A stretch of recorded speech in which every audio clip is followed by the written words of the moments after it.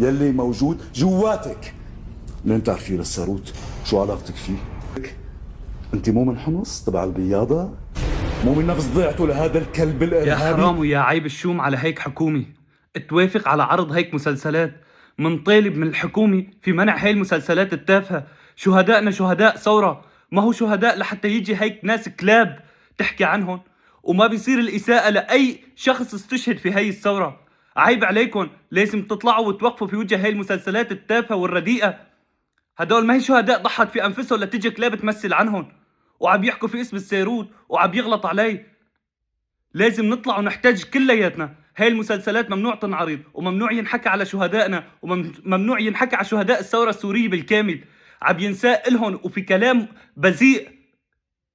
لأيمت بدنا نوافق على هيك شغلات تافهة؟